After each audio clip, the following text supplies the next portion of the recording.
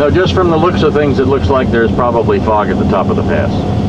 It's kind of interesting when you go into the clouds and you're driving in the clouds.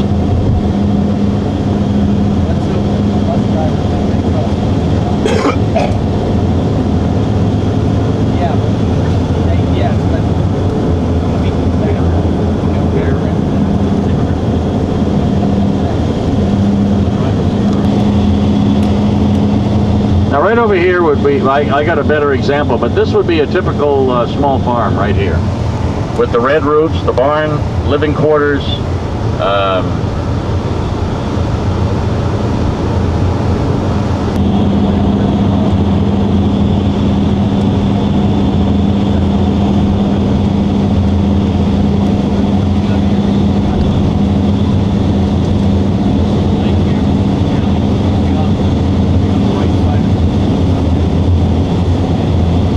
Okay, now we're coming up. As you can see, there is snow here still. It's going to be hard to imagine that we are actually going up, but we are, ever so slowly.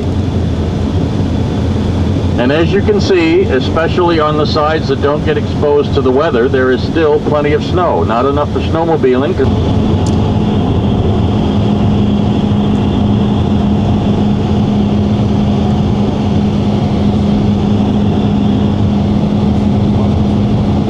Now on the side of the road here, you will notice that there are two cars that are mounted that were in an actual wreck.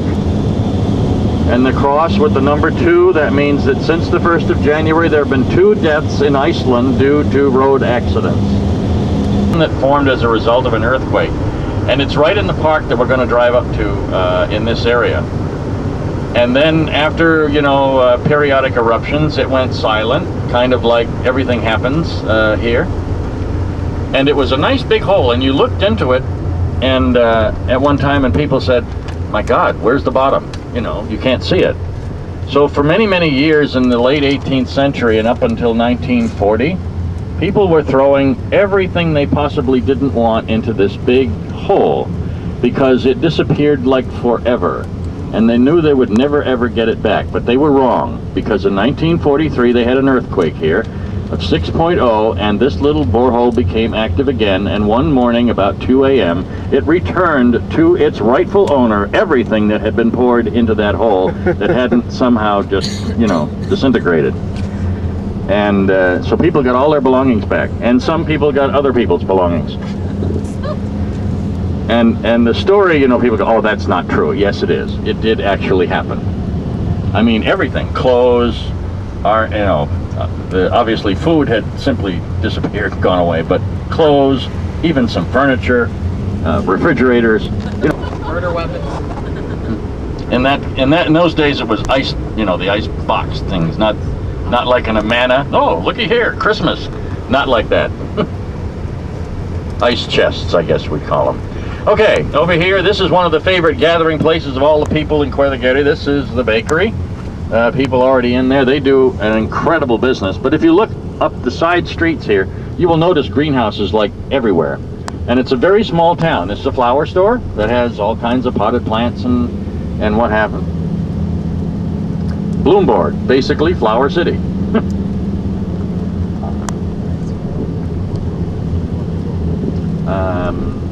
Let's go by...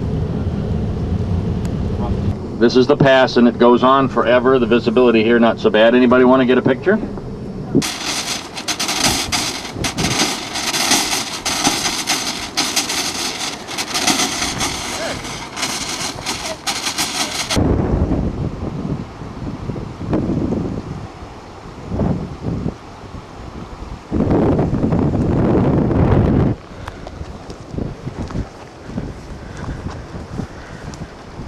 All this steam is coming out of pipes, I guess, as opposed to directly out of the ground.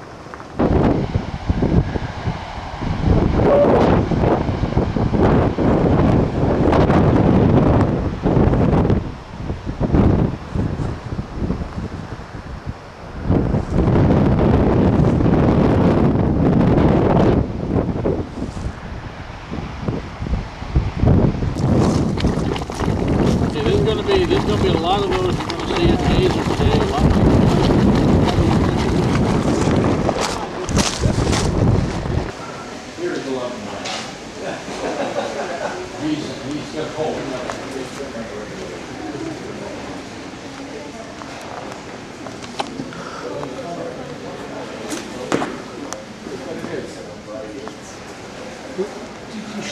It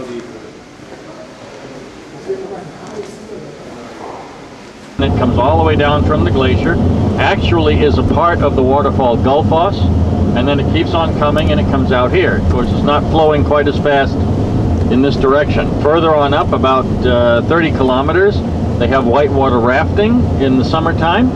If you come back and you're interested in some whitewater rafting, the rafting trips are rated between 2.5 and 3.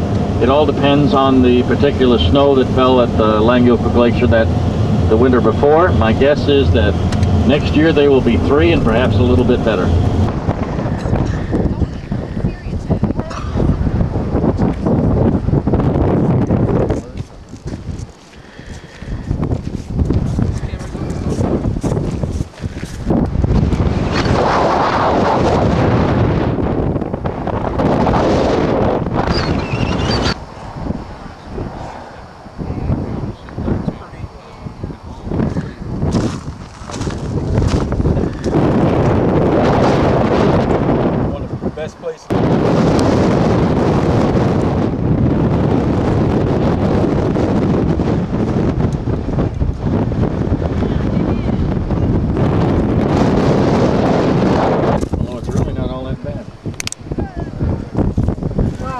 How high do the gusts get in a storm? Blow you right off the top of this thing.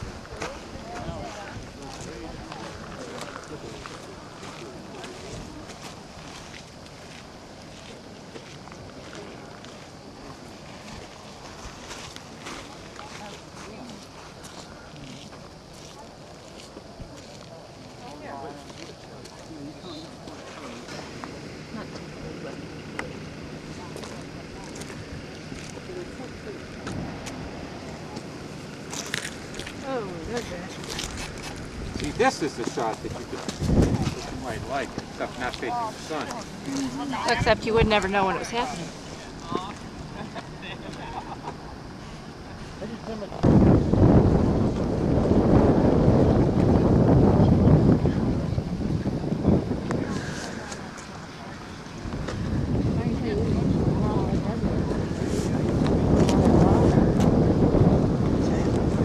Different kind of rock. We should really stay together here. The only thing I ask is that nobody falls in, because this is one waterfall you won't recover from. It's hard to do unless you're, you know, leaning over the side.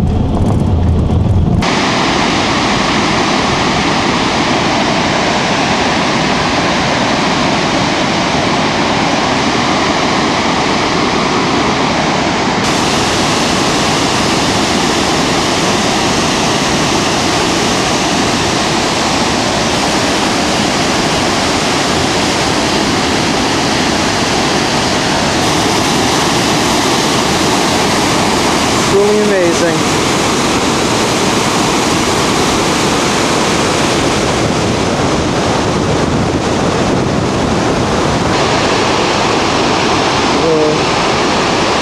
Gullfoss.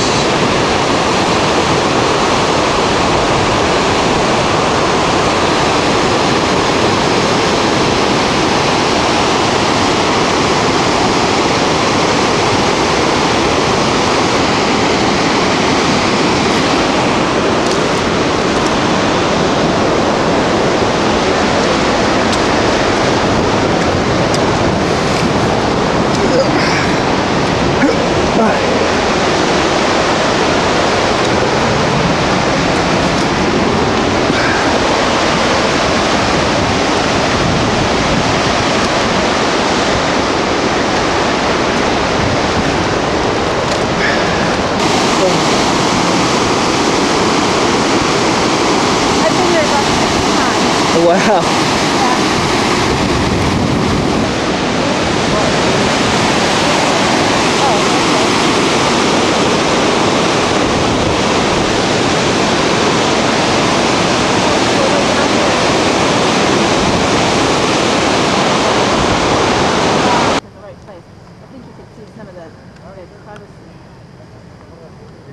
Looking at mountains. Yeah, it looks like crevices, yeah. GIS with some social applications or urban geography applications. You'd be perfect in Appalachia. Yeah. So that's how he came up with his list. But he's also thinking about going to New York and trying the size of the company as you're looking at it. Oh, you're one man. One man gig. We're in the hammock. Right now I'm selling floors and I'm always on the phone or I'm always in my car driving with people.